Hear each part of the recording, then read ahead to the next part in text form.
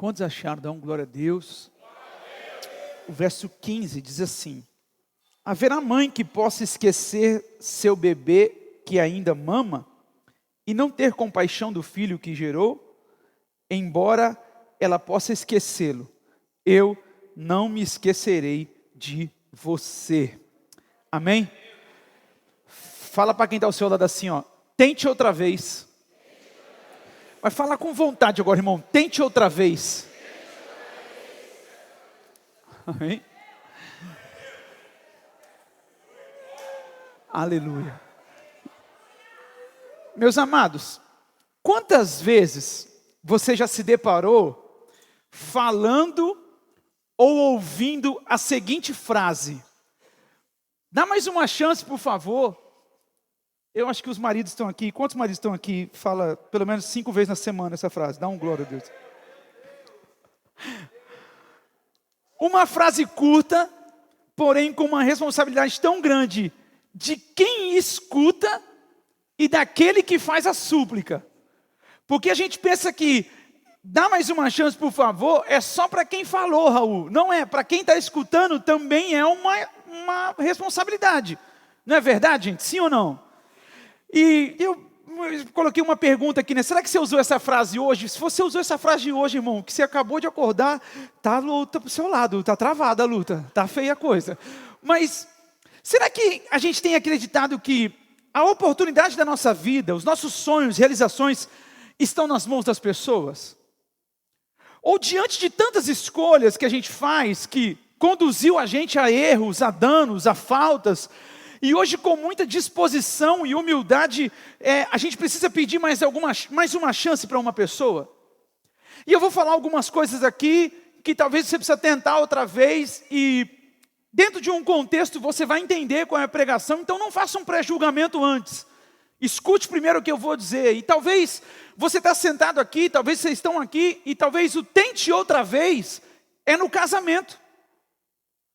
E talvez você já pensou assim: eu já tentei conversar, não deu. Eu já tentei perdoar, mas dói demais. Eu já tentei confiar, mas me machucaram. E aí então o coração amadurece, né? Começa a endurecer, na verdade. E quando o coração endurece, gente, a esperança morre antes do relacionamento.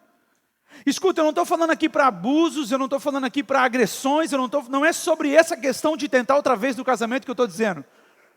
Né? Até porque a gente, pastor, não resolve abuso, quem resolve é a polícia, irmão. E se entrar no gabinete falando para mim: pastor, eu estou sofrendo abuso, não sei o que, eu vou falar para ela na hora. Quer que a gente liga? Eu ligo para os polícias e eles vêm aqui na hora para resolver isso, porque isso não é pastor que resolve.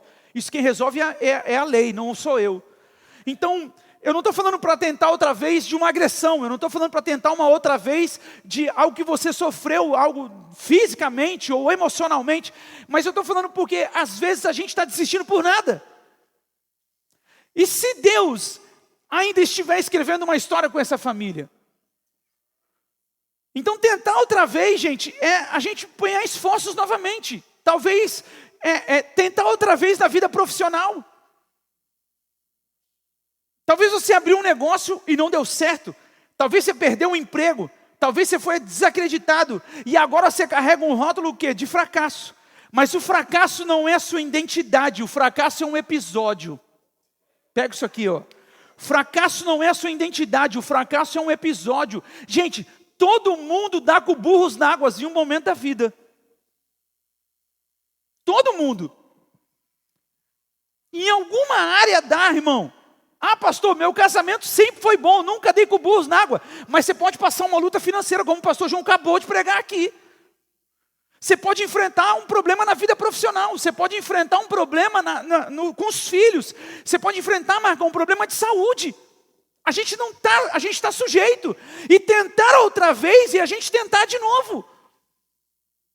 Por quê? Porque tem gente que pega um fracasso, pastora Fernanda, e põe como, eu sou isso aqui. Não, você não é um fracasso, isso foi um episódio. Deus não escreve destinos baseados em episódios. Ele escreve histórias baseadas em propósito. Então preste atenção uma coisa. Quando você assiste uma série na televisão, você pega a série e a série quando é 50 minutos de episódio. Nos 45, irmão, o episódio fica fascinante. Aí você fala: não, eu vou ter que assistir o outro. Aí o outro começa monótono daquele negócio, aí parece to be continued, você fala, eu já sei que vai continuar. E aí o episódio não começa nada a ver onde terminou o outro, você fala, que furada, já são 3 da manhã, esse episódio vai acabar às 4, eu queria dormir. Mas aí quando você chega ao final da história, você entende tudo. Por exemplo, quem aqui assistiu Prison Break? Ô irmão, muito louco aquele episódio. O mais fantástico daquela série é quando o cara fala, como você vai tirar nós daqui? Ele pega a roupa, tira e fala, aqui, o mapa, você fala, uau! Aí você começa a torcer para bandido, você fala, estou errado, Alexandre, eu tenho que torcer para a polícia, não para o bandido. Eu quero que o cara saia mesmo da cadeia. E aí você faz o quê? Ele vai construindo, Jefferson, uma história, um propósito com aquilo. Deus faz dessa forma. Deus escreve histórias baseadas em propósito. Então, a sua vida profissional, conjugal, a sua vida financeira, algumas perrengues, Leandro, que nós passamos, não são a nossa identidade, o fracasso. É um episódio apenas. Talvez você está aqui sentado e aí eu diga para você, tente outra vez nos sonhos. Gente, tem gente que não desistiu oficialmente. A pessoa não verbalizou que desistiu de um sonho, mas por dentro ela já disse, chega, não vou tentar mais não. O sonho ainda existe, mas está adormecido. O projeto ainda está na gaveta. Gente, 2026 começou com tudo. Sim ou não? Sim. E você parou. 2026 começou com tudo. Pastor, o Brasil começou depois do carnaval. Então tá bom, irmão, quarta-feira está aí.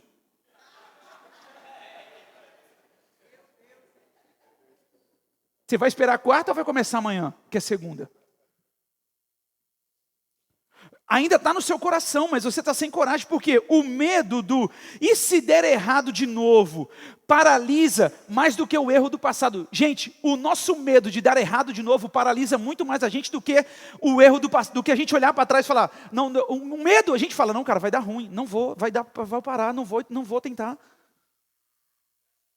Tente outra vez, na vida espiritual. Talvez você já disse, eu já tentei orar, pastor, eu já tentei ser firme, eu já tentei mudar, e eu caí outra vez, e o inimigo sussurra no seu ouvido, você não muda, você não consegue, vida cristã não é para você.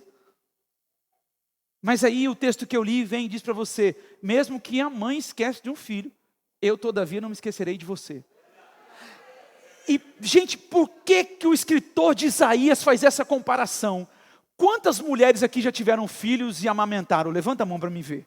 Por que ele faz essa comparação? Porque a mulher, quando o leite começa a empedrar, é uma dor do fim do mundo, sim ou não, irmãs?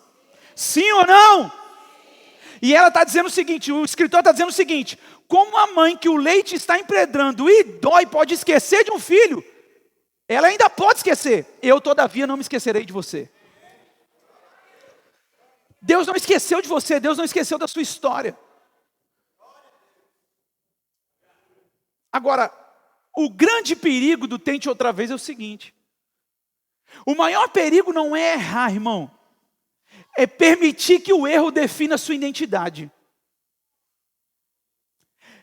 E aí quais são os problemas? Talvez você está aqui sentado e você foi rotulado pelo seguinte, esse aí é o que não deu certo. Toda família tem, gente. Toda família tem.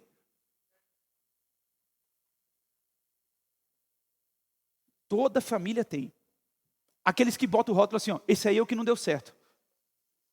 Daí, esse aí eu não sei nem porque nasceu. Talvez alguém olhe para você e diga, esse aí é o que fracassou, olha lá, deu ruim de novo, fracassou. Esse aí é o que não terminou. Talvez rotularam você com aquele que começa e não termina. Ele sempre começa uma coisa nova, mas nunca termina. Talvez olharam para você e rotularam você o seguinte, esse aí é o que não conseguiu. Então, o grande perigo do tente outra vez, irmão, é que pensar que o erro está definindo sua identidade. Ei, tente de novo. Ei, tente de novo. Tente novamente. Tente mais uma vez. Por que parar agora? Por que desistir agora? Deixa eu falar algo para vocês aqui. Nós não somos o nosso erro, nós não somos nossa queda, nós não somos o nosso passado. Você e eu somos lembrados por Deus essa manhã que nós somos filhos amados de Deus vencendo a cada dia. Deus não desistiu de nós. É a gente que desiste de situações da vida. Deus não cancelou o propósito. Deus não apagou sua história. Agora deixa eu te falar uma coisa, gente. Tentar outra vez não é ingenuidade. Porque talvez você está sentado aí, está olhando para mim, está dizendo assim, pastor, é fácil se eu falar tentar outra vez, o senhor não sabe o que eu passei. E eu não estou falando disso. Gente, tentar outra vez não é ignorar a dor. É confiar que Deus pode redimir essa dor. E tentar novamente, tentar de novo, tentar outra vez, não é repetir o erro, é aplicar o aprendizado que a gente teve. Sábio é aquele que aprende com o erro dos outros e com os seus próprios erros. Então tentar outra vez, gente, não é voltar para o mesmo lugar, é avançar com uma nova mentalidade. É avançar de uma maneira diferente. Ah, pastor, o senhor falou para mim tentar novamente no casamento. Sim, mas agora você vai dizer, agora vai funcionar assim, assim e desse jeito. Não vai ser daquela forma, agora será dessa forma. Ah, mas assim para mim não dá. Não, vamos tentar, mas agora a gente vai pôr os limites de cada um, o papel de cada um e vamos entender qual é cada um. Ah, pastor, eu vou tentar novamente na vida profissional. Sim, mas agora vai começar dessa forma. Eu vou fazer desse jeito, eu vou fazer desse jeito, eu vou fazer desse... É você aprender. Pastor, eu vou tentar novamente os meus sonhos, mas agora você está maduro. E você vai dizer, esse sonho aqui, agora não tem como, mas esse aqui dá para mim executar. Pastor, eu vou tentar novamente na minha vida espiritual. Então eu já tentei isso e isso. Agora eu vou tentar o café com Deus Pai.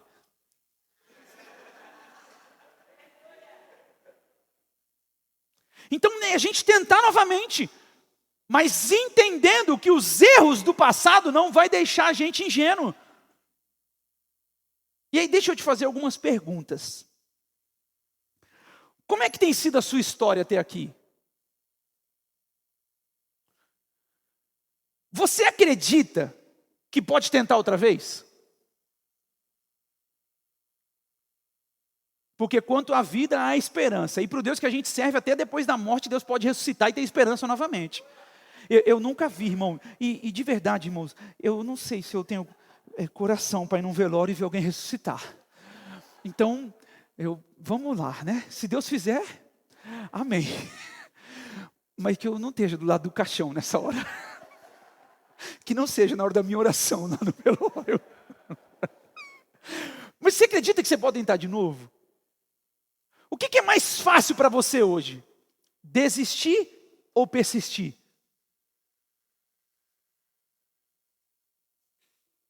Olha para mim. Quem desiste não tem história para contar. Quem desiste, Jefferson, vai ver todo mundo contar uma história e ele vai dizer, e você? Eu desisti. E eu parei. E você, Levi? Eu larguei, eu desisti. Quem persiste, Kate, diz, eu tenho uma história, Ju.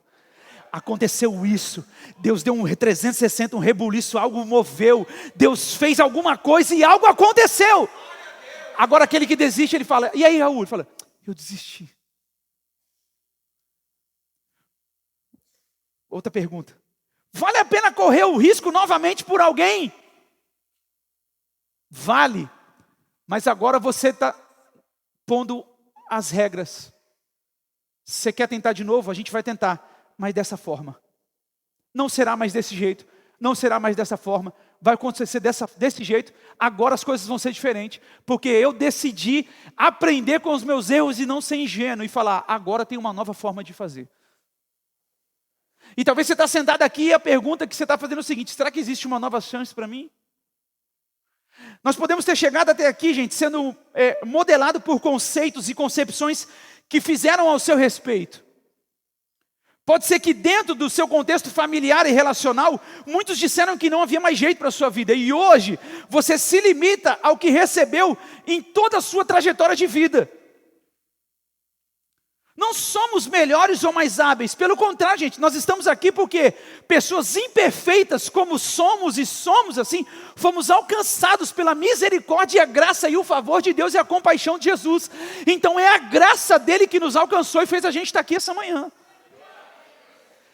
Então tem pessoas aqui essa manhã, todos nós estamos aqui, pessoas que decidiram viver, conhecer e experimentar o propósito de vida, não pautado numa religião ou em obras, mas o que Deus pensa ao nosso respeito. E essa afirmação do que Deus pensa ao nosso respeito, nós encontramos na sua palavra. João capítulo 1 vai dizer: contudo aos que receberam e aos que creram em seu nome, deu-lhes o direito de se tornarem filhos de Deus. Quantos filhos de Deus tem aqui essa manhã? Você é filho, você é filha. Então entenda isso e guarde no seu coração. A nossa história de vida não foi escrita de qualquer jeito ou por qualquer pessoa. A nossa vida é a continuidade da nossa história. E ela está na mão do Criador do mundo, do próprio Deus. Bill Johnson, no seu livro Fortalecido no Senhor, diz assim, Deus é um bom pai. Ele não nos criou para fracassar, só para crescer. Assim como eu nunca enviaria meus filhos para um desafio que eles estivessem preparados para lidar, Ele também não faz isso. Deus não nos criou para fracassar, só para crescer. Você está liberado para crescer em Deus, no nome de Jesus. Pastor, o que o senhor está dizendo? Só Deus pode fazer algumas mudanças na nossa vida. E Ele é aquele que transforma o nada em tudo, do pouco em muito, de traz morte para a vida. Em Apocalipse ele diz: eis que estou fazendo coisa nova. Então me permita fazer o seguinte: já que o Brasil só começa depois do carnaval, vamos estabelecer um marco zero aqui hoje e começar novamente? Pastor, já estou no dia 15, hoje, 15 de fevereiro, 45 dias, 46 dias de 2026 já foi. De 365 só tem 300 e alguma coisa aí para a gente ficar. 320. 345 menos 320. Mais da metade do ano está na sua frente. Então permita-se viver algo novo, extraordinário, pois não importa quantas foram as tentativas. Se apegue a uma única verdade. Qual, pastor? Deus te possibilita viver uma nova história. Deus possibilita a gente viver uma nova história. A questão, Renan, é que a gente não quer que Deus esteja envolvido na nossa nova história. Marcos capítulo 10, pega a tua Bíblia aí rapidinho e a gente vai abrir ela. Marcos capítulo 10, enquanto eu tomo água.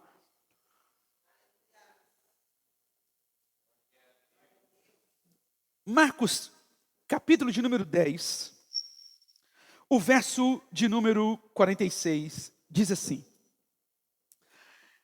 Marcos 10, 46. Então chegaram a Jericó, quando Jesus e seus discípulos, juntamente com uma grande multidão, estavam saindo da cidade. O filho de Timeu, Bartimeu, que era cego, estava sentado à beira do caminho pedindo esmolas. Quando ouviu que era Jesus de Nazaré, começou a gritar: Jesus, filho de Davi, tem misericórdia de mim. Muitos o repreendiam para que ficasse quieto. Mas ele gritava ainda mais alto: filho de Davi, tem misericórdia de mim. Jesus parou e disse: chamem-no. E chamaram o cego. Ânimo, levante-se, ele o está chamando. Lançando sua capa para o lado, de um salto pôs-se de pé e dirigiu-se a Jesus. O que você quer que eu lhe faça? Jesus perguntou. O cego respondeu: mestre, eu quero ver. Vá, disse Jesus, a sua fé o curou.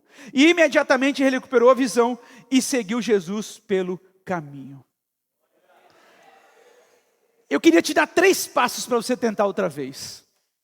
Pegue papel e caneta, abra um bloco de notas do celular, bote em modo avião esse celular, anote 3 passos para você tentar outra vez. Porque não adianta eu falar para você tentar outra vez e não te passar quais serão os passos que você vai dar para tentar de novo. 3 passos. Como eu tento outra vez, pastor? Primeiro, renove sua esperança em Jesus. Irmão, não tem como. Nós cristãos, nós queremos começar e recomeçar de novo, tentar de novo, mas sem Jesus na parada. Não tem como nós começarmos sem Cristo. O primeiro passo de tentarmos de novo, como eu vou tentar novamente, é renove sua esperança em Jesus. A Bíblia diz que o cego estava sentado à beira do caminho pedindo esmolas. Quem era Bartimeu, gente? O relato bíblico vai dizer que ele era filho de Timeu. Bem provavelmente, ele era conhecido por conta do seu pai. Alguém possivelmente conhecido na sociedade, na comunidade. Enfim, pelo seu pai. Quem era Bartimeu? A Bíblia menciona sobre ele de igual modo que a sociedade cercava e fazia referência ao seu respeito, que era o cego que estava sentado à beira do caminho pedindo esmolas. Agora, para que aquele homem, para a sua história, não tinha solução, uma outra opção? Ele tinha que ficar pedindo esmola, ele não conseguia trabalhar. A limitação dele era uma cegueira. E ele fazia com que dependesse de ajuda, e mais, ele vivia excluso, sem uma esperança.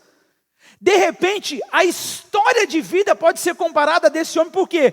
Porque por conta de muitas faltas e muitas necessidades, a gente está sentado à beira do caminho parado. Por não ter alternativa, a gente passou a ser um pedinte de alma. Buscando auxílio de pessoas, colocando a nossa fé em homens.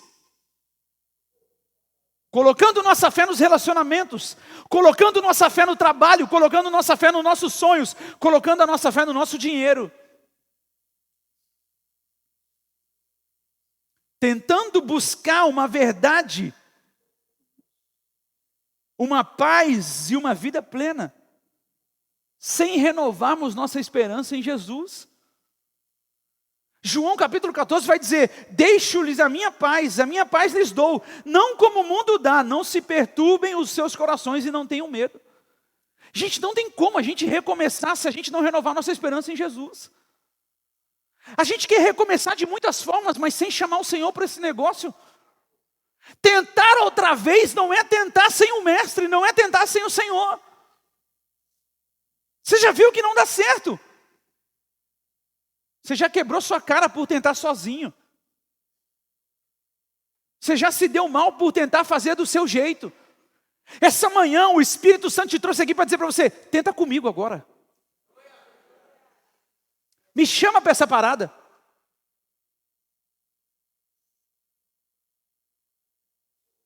Me chama para participar disso. Me chama que eu vou com você. Me chama que a gente faz isso juntos. Me chama que eu entro contigo nessa parada. Então renova as suas esperanças em Cristo. Fala: eu vou começar, mas a gente vai começar de uma maneira diferente hoje. Eu vou tentar de novo, mas a gente vai tentar com Cristo na frente. Se Cristo está comigo, está tudo bem. Se Cristo não for, eu não irei. Moisés, agora me deu um branco. Não me faça sair desse lugar se a tua presença não for comigo. Moisés. É que a minha cabeça, irmão, vai mais rápido que o meu pensamento. Ele fala: se tua presença não for comigo. É como se você colocasse o pé e dissesse assim: eu vou tentar de novo. Mas se a tua presença não for, eu também não vou. Ah, pastor, meu casamento. Vai tentar? Vai.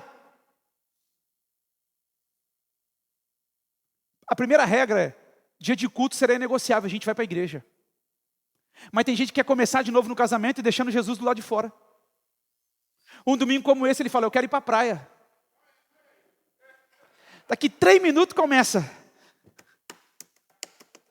A pessoa já começa.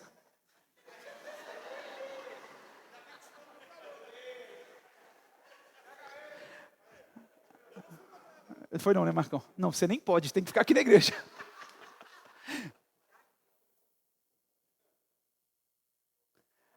Aí ele está lá, olha para a onda e fala: olha a onda.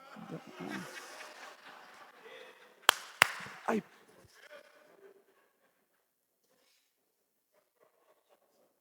Do nada ele saca aqui, Marcão. Ó. Não, ele fala. Renova a sua esperança. Chama Jesus para o casamento. Fala: não, é negociável. Um dia um jovem me procurou e falou: pastor, eu precisava ser liberto disso, e falou uma série de coisas. Eu falei para ele: você tinha que estar na igreja todos os dias.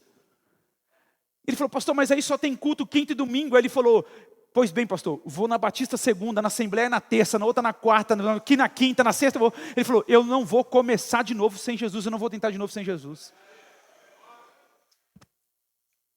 Sabe o que acontece? A gente quer tentar de novo, mas a gente não quer renovar nossa esperança no Senhor. A gente prepara o nosso currículo para tentar na vida profissional, para tentar na empresa, mas a gente não diz assim: Senhor, vamos comigo nesse negócio. Gente, deixa eu falar uma coisa para vocês. O mundo espiritual ainda existe.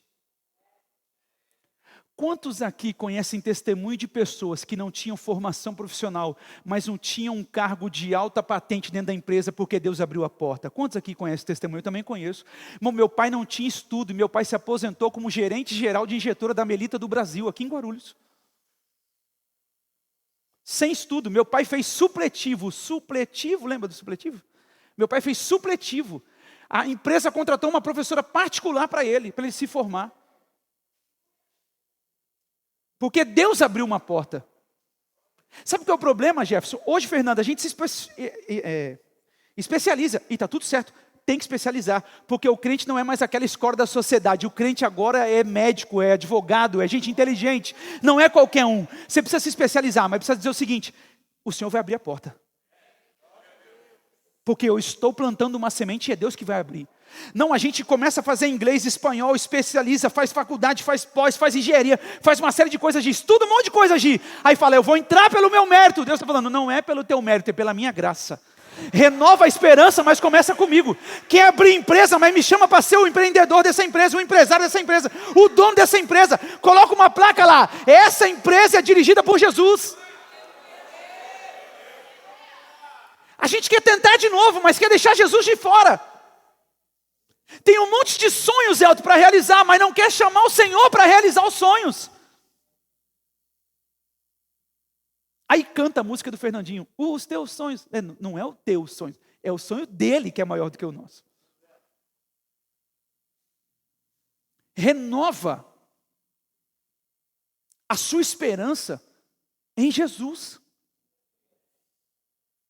Chama ele para começar de novo. Ah, pastor, minha vida espiritual está derrubada. Fala para ele assim: vamos tentar de novo. Vamos começar de novo. Segunda coisa que a gente aprende: clame a Deus insistentemente. A Bíblia vai dizer no verso 47, quando ouviu que era Jesus de Nazaré, começou a gritar: Jesus, filho de Davi, tem misericórdia de mim. Deixa eu te falar uma coisa, gente. A compaixão de Deus está ao alcance do mundo. Está ao alcance das pessoas. A Bíblia diz que ele amou o mundo de tal maneira que deu seu filho. A esperança para a vida daquele homem passava por aquela cidade e ele disse: eu não vou deixar ele passar em branco. Gente, não era uma figura pública, nem mesmo de ordem política, nem financeira. Era simplesmente Jesus de Nazaré que estava passando ali. Bartimeu falou o seguinte: se esse cara que eu estou ouvindo tanta história, não, é minha chance. E tem gente que fala assim, não, eu já orei e Deus não fez. Você já orou? Já esperneou? Já gritou? Já falou: Senhor, não vai ter como, Senhor. Gente, a nossa geração, a gente desaprendeu a orar.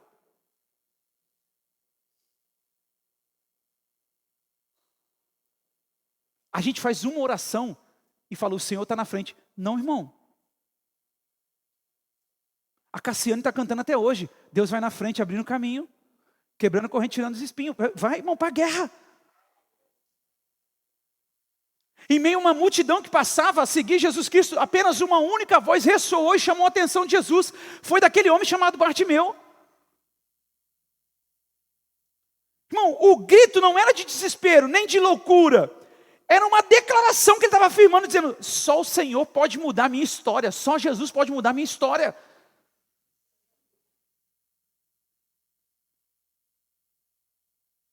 Salmo 107 diz, na sua aflição clamaram ao Senhor, e Ele os tirou da tribulação em que se encontravam. Quando clamamos a Deus, irmão, atraímos o favor do céu sobre nós. Qual foi a última vez que você foi insistente em um assunto com Deus?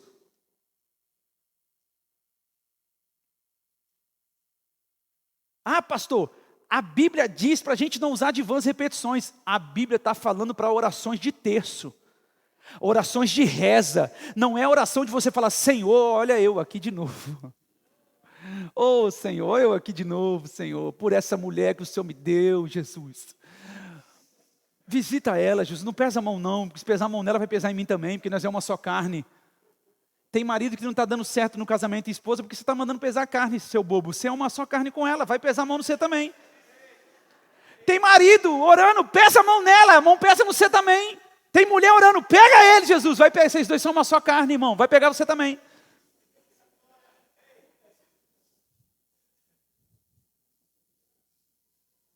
Fala para o Senhor, visita minha mulher, Jesus, visita meu marido, torna ele próspero. Eu quero ser esposa troféu, Jesus, de ficar em casa e ele trabalhando.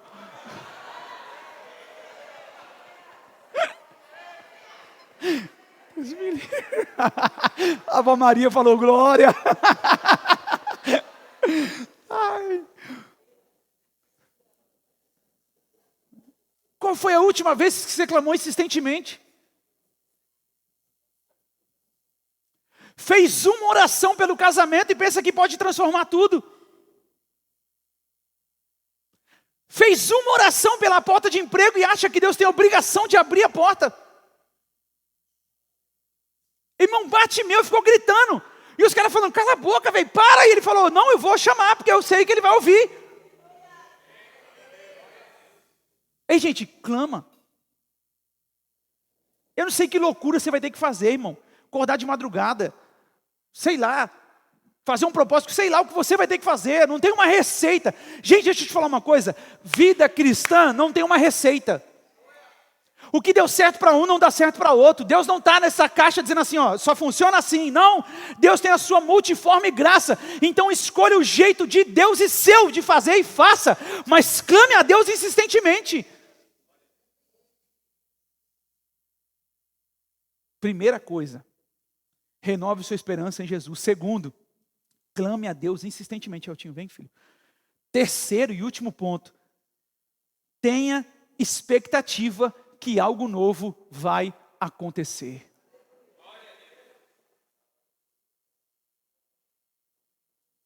Tenha expectativa que algo novo vai acontecer.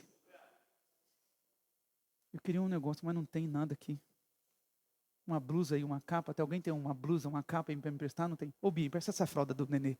Ai, eu creio, obrigado. Tá babada? Opa, a pastora lava a camisa depois. A Bíblia diz assim, ó. Lançando sua capa para o lado, de um salto pôs-se de pé e dirigiu-se a Jesus. Bartimeu tinha duas formas de levantar, gente. Ele podia pegar e levantar, Vilela, e ir até o Senhor e dizer, Senhor, tem misericórdia de mim. Mas quando ele sabe que é Jesus que está passando, ele pega a capa, lança para fora e fala, eu vou lá encontrar esse Senhor de qualquer jeito. Eu vou lançar, eu vou atrás dele. Ele podia se levantar e dizer, Senhor, tem misericórdia. Ele lança a capa e ele fala, eu não vou voltar para esse lugar. De um salto ele pôs-se de pé e dirigiu-se até Jesus. Sabe o que acontece? A gente quer tentar de novo, sem expectativa de que Deus vai fazer acontecer. Deus é o mesmo que realiza os sonhos, obrigado, Bia, do passado. Deus é o mesmo que realiza os sonhos dos dias de hoje. Bartimeu podia ter levantado, simplesmente ter ido até o mestre, mas ele joga a capa, dá um salto e vai até Jesus. O apóstolo Paulo diz em Romanos que toda mudança, em Romanos 12, que toda mudança começa na mente. Gente, não existe a possibilidade de experimentar algo novo aprisionado a coisas antigas.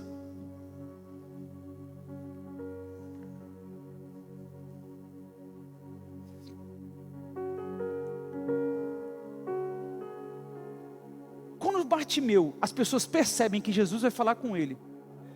E fala para ele, cara, levanta aí, o mestre quer falar contigo.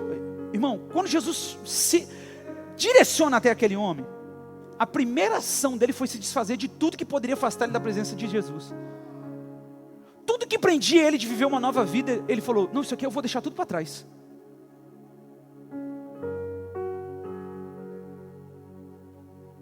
Todos que Jesus chamou, deixaram tudo.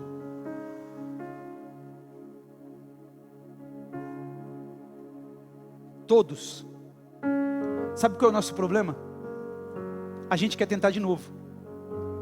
Mas a gente quer dar um jeito de levar uma coisa do passado que a gente achou que deu certo, e a gente diz, não, aqui essa outra coisa aqui vai dar certo também, isso aqui também vai dar certo, e as coisas vão prendendo a gente, vão prendendo, vai pesando, e a gente vai deixando de avançar.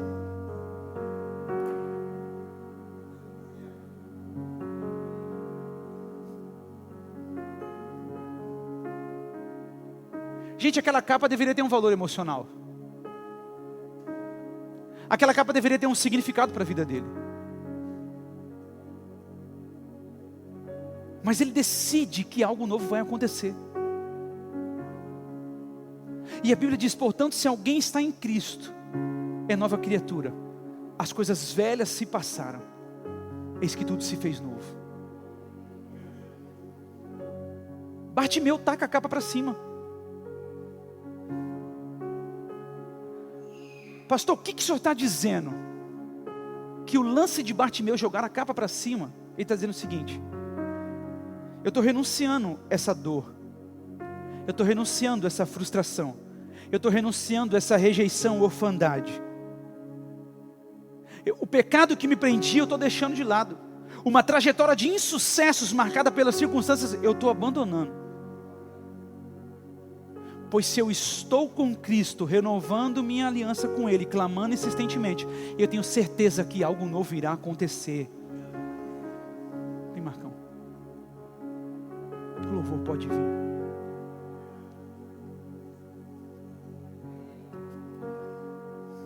Escuta, Nasci.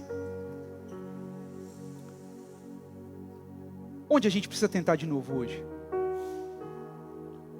A Bíblia diz assim, ó, lembre-se de onde caiu, arrependa-se e pratique as obras que praticava no princípio. Por que o senhor está falando isso, pastor? Porque tem gente aqui que começou certo, começou bem, começou com Jesus, clamando insistentemente, mas no meio do caminho, a sua expertise, o seu know-how, o seu amadurecimento foram deixando o Senhor para trás. Teve aqueles que nunca começaram com Cristo, e teve aqueles que começaram com Cristo e por algum momento deixou.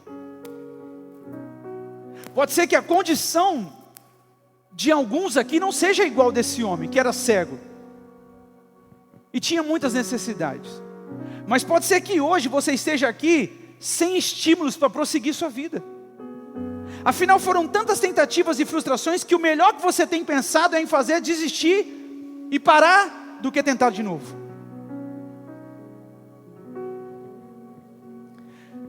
Mas eu queria encerrar essa ministração fazendo uma pergunta para você. E se o próprio Deus estivesse te chamando para um novo começo? Para começar de novo? Se Deus estivesse te chamando para um marco zero. Ah, pastor, o Brasil só começa depois do carnaval. Pois bem, vamos começar de novo. Não que o carnaval importa para a gente, o carnaval não importa para a gente. Mas talvez Deus está aqui essa manhã dizendo para você o seguinte: tente outra vez no casamento. Tente outra vez na sua fé. Tente outra vez no ministério. Tente outra vez na santidade. Tente outra vez na chamada. Tente outra vez em você. Mas agora, você não tentará sozinho. Você colocará Deus no centro. Porque quando Ele está no centro, a história nunca termina com frustração. Jesus sempre vai ser a única e melhor oportunidade na vida de um homem e de uma mulher. Não existe uma outra opção. Ele é a única.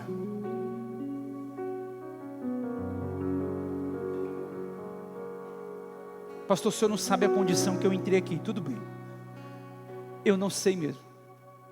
Mas a Bíblia diz: vinde a mim, todos que estáis cansados e sobrecarregados, e eu lhes darei descanso. O que o senhor está falando, pastor? Chega de tentar sozinho, você está cansado por isso.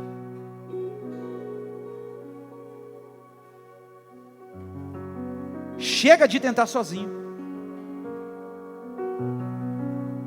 Convide Jesus, seja insistente, e lembre-se que Ele pode fazer algo novo acontecer. Eu queria que você ficasse de pé em nome de Jesus. Canta, negão. Coloca a mão no teu coração, feche seus olhos.